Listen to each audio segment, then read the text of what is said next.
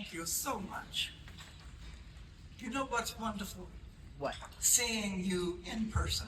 Yes. In person. I know you, but I know you better today. I'm so appreciative of what you do and the way in which you do it. Robin asked me to tell my personal story, and so I am. What I will say is personal. And I'll start by a section of a poem that is of interest to me and resonates with me. It's written by Margaret Morrison, a political activist, a trailblazer in her own right. I won't read the entire poem, but just this section. She says, "Hope is a song in a weary throat. Give me a song of faith and a people to believe in it. Give me a song of kindliness and a country where I can live it. Give me a song of hope and love and a brown girl's heart to hear it." The poem speaks of hope, even in the face of overwhelming odds, and of a strength that's forged from fighting for justice. Paula Murray, like me, is a Black woman with dreams of hearing a song of kindness and a country where I can live it. In a nutshell, that's why I became a political activist. My story and hers began on another continent, Africa, where men, women, and children were stolen from their ancestral lands and enslaved on stolen land on another planet, North America. The ancestors regarded as chattel and held in bondage. The ancestors were bought, branded, bred, beaten, and their presence in this country predates the Declaration of Independence, the Articles of Confederation, the United States Constitution, and the Bill of Rights. For 246 years, the enslaved humans provided free labor, picking the cotton that fueled an entire nation, making the United States the richest nation in the world. Included in this group were my great-great-grandfather, Spencer Johnson, enslaved by young Montague in Fayette County, Tennessee, and my great-great-grandmother, Caroline Alley, of Marshall County, Mississippi, daughter of Henry Alley, the enslaver. Their surnames are lost in antiquity. Therefore, so is my surname. The Spencer Johnson family moved to the suburbs of Memphis in the mid-1880s. That city holds the title King Cotton and remains the world's largest spot cotton market, and cotton remains the most profitable non-food crop in the world. The city is also known as slave capital of the world, after becoming the site for buying and selling humans, another most profitable non-food crop. Nathan Bedford Forrest, Ku Klux Klan founder, brought and sold humans in the streets of Memphis, Tennessee, in downtown Memphis.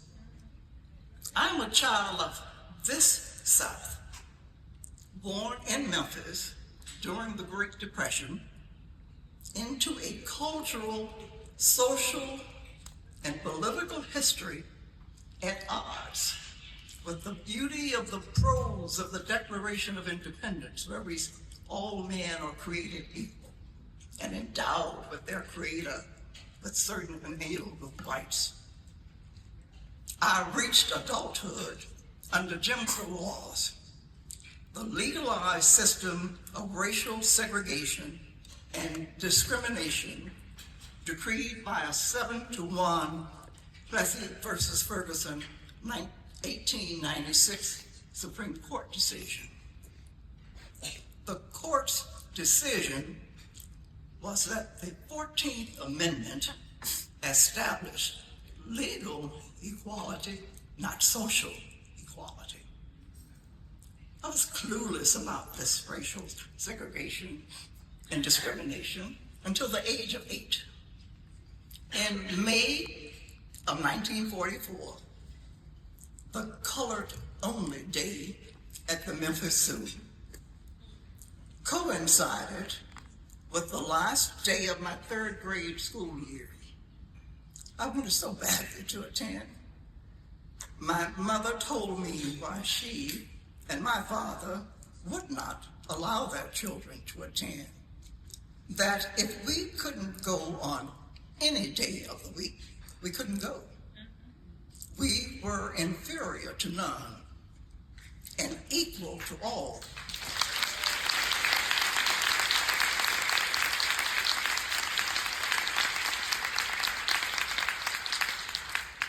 On that day, that was 81 years ago, I learned about laws meant to solidify the myth of white superiority, that all men are not created equal, that Black people were treated differently from those who were white. I did not grasp the full gravity of my mother's conversation that morning, but was intuitively aware of its importance. Not going to the zoo became a badge of honor. Years later, I discovered that Jim Crow laws inspired Nazi Germany's Nuremberg laws. Both Anne Frank and I were its victims. Me in the segregated South in May of 1944, she in an Amsterdam attic discovered and sent to the Bergen-Belsen concentration camp 2 months later, August of that same year. The conversation with Mother was about more than the zoo. It was about my parents' convictions about identity and self-respect, about being human, about justice and equality, about right and wrong. Their message has lived within me every day of my life and remains my North Star, giving shape to my beliefs about life in general and the race issue in particular. It was that conversation that piqued my interest in learning how white people became superior. The answer lay in the lengthy brief written by Chief Justice of the Supreme Court, Roger Taney, in a 7-2 decision, the Dred Scott versus Sanford decision, a case that began in 1846 and ended 11 years later when the court delivered this opinion, and I quote, "They," meaning Dred Scott and the Negro, had for more than a century before been regarded as beings of an inferior race, either in social or political relations, and so far inferior that they had no rights which the white man was bound to respect. He goes on to say, this confusion is now at an end. The Dred Scott decision has defined the relations and fixed the status of a subordinate race forever. For that decision is in the natural relations of the races and therefore can never perish. It is based on historical and existing facts which are indisputable. End of quote. The brief is lengthy. I encourage all of you to take your time and read the entire brief. The 13th and 14th Amendments to the Constitution overturned that decision, but it did not overturn the mythology behind that decision. This made-up theory concocted by people who owned human beings. The myth, always dependent on violence and unnatural terror, remains deeply rooted in our history and continues to corrupt the institutions foundational to a representative democracy. I have lived the injustices induced by the myth. Hope, indeed, is a song in a weary throat, so I continue to march for change so that I can change unjust justice to a just justice. When Cheryl Cram began filming Resistorhood, my grandnephew, Dallas, was 10. When he was 13, another youngster asked what, if anything, would make him afraid. Dallas replied, "The police." His reply was startling, but not surprising. To any decade, any generation, any century, and ask that question to any Black person, especially Black men. Being Black is exhausting and dangerous, and continues to be so. I'm often asked if I were afraid participating in the 1965 Selma to Montgomery Historic March. Yes, of course I was. Who wouldn't be afraid after seeing the Alabama troopers' brutality on the bodies of humans on Bloody Sunday? I saw the physical beatings, and I was also aware of the psychological trauma induced as a result of those beatings. My conscience told me that what was occurring was wrong, but it was my responsibility that decided my participation. What more urgency was needed to make me want to march to defend a representative democracy? Marching for the right to vote has always been dangerous. I couldn't resist. Decades ago, I asked my siblings when they became aware that Black people were treated differently from white. I call it serendipity, but each one said they were 8. It was surprising because that was my age. Their questions were the result of the following experiences. Mine had been because I couldn't go to the zoo. Others, because why can't I drink from that water fountain? Or why can't I sit where I want to sit on a bus? Or why would the police beat that man in the way I witnessed? Or why did they kill Emmett Till because of a wolf whistle? The why? The children asked their mother. For 19 years separated my oldest sister from my youngest. We were a family of all girls. Mother's responses didn't change from when my oldest sister was 8 years old in 1936 until my youngest sister was 8 in 1955 when Emmett Till was killed. Her responses didn't change but neither did the system of discrimination and segregation. My parents were my first teachers and encouraged my lifelong participation in actions that would strengthen our democracy, a democracy in which the two of them were denied.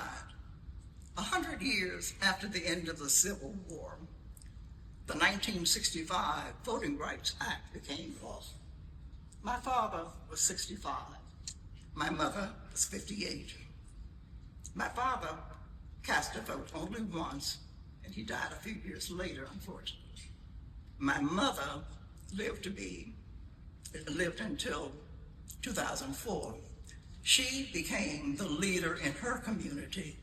My sister tells me, who still lived in Memphis at the time, she had to be first in line every time there was a vote to serve as a model for the people.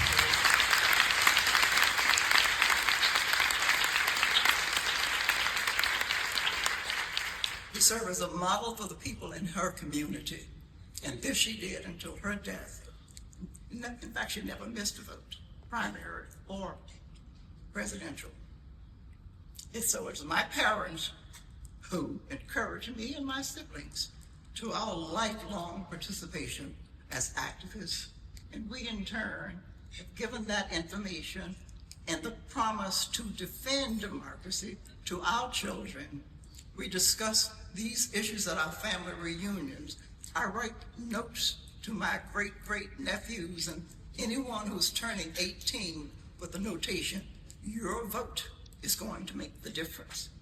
I also use psychology. I always refer back to their great-great-grandmother, who was my mother, saying, remember what my mother did. You can do this too. For those of us in the audience, we have different genealogical ancestry. We live in different geographical locales. We hold diverse views about religion, and we represent a range of ages from Gen Z, and I had to learn what those numbers were, made up what, to my generation, the silent generation. But we have a common interest. We are the force bending that arc of the moral universe toward the words etched in stone on the Supreme Court building. One says, justice, guardian of liberty. The other reads, equal justice under law. We, all of us together, we create this country where we can live it. We are creating this country where we can live it. Yes, we can. Yes, we did. Yeah.